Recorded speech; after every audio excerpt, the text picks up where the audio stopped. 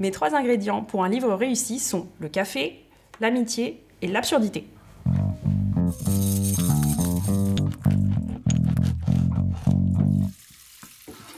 Alors, mon premier ingrédient, c'est le café.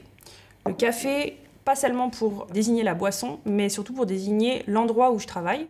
J'aime pas du tout écrire chez moi et il faut d'office que ça se fasse à l'extérieur. J'aime bien me mettre dans un café en début d'après-midi ou bien en fin de matinée. C'est l'endroit où c'est le plus souvent déserté. C'est un contexte assez propice pour écrire mes histoires. En général, j'ai mon ordinateur portable sur moi et puis j'ai aussi 1 ou 2 carnets. Et si j'ai pas l'inspiration pour écrire une histoire, je vais essayer d'écrire et de dessiner en même temps, de créer des personnages, etc. jusqu'à ce que l'inspiration vienne. Et puis quand il y a une scène qui me vient, à ce moment-là, je prends l'ordinateur portable et je commence à écrire des idées un peu plus concrètes.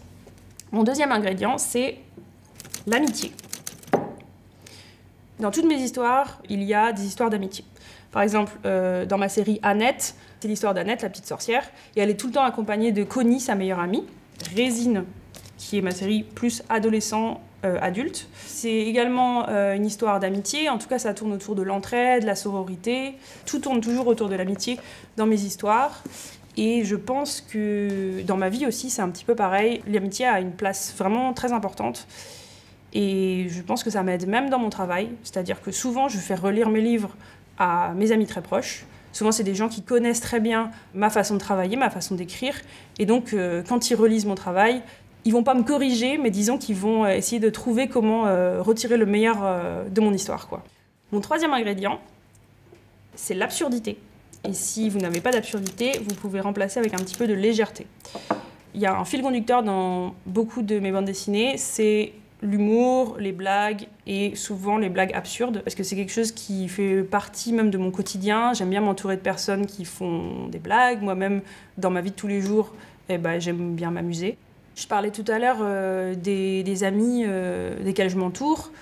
Souvent, c'est des gens extrêmement drôles et ça arrive parfois, quand je suis en soirée avec ces personnes, de sortir mon petit carnet et puis de venir écrire des petites sources d'inspiration comme ça. Et puis l'humour, l'absurdité, si on veut, c'est aussi quelque chose que j'essaye de ne pas perdre de vue quand j'écris mes histoires, parce que j'aime que mon lecteur ou ma lectrice prenne du plaisir à la lecture, s'amuse, peut-être même rigole à voix haute. Mais il faut aussi que moi, je m'amuse quand je les écris. Et ça, c'est le truc peut-être le plus important, c'est qu'on passe quand même beaucoup de temps à dessiner et écrire nos livres.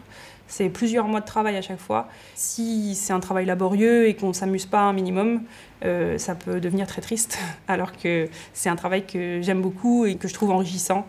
Et voilà. Et du coup, j'ai besoin de cette touche d'humour et d'absurde.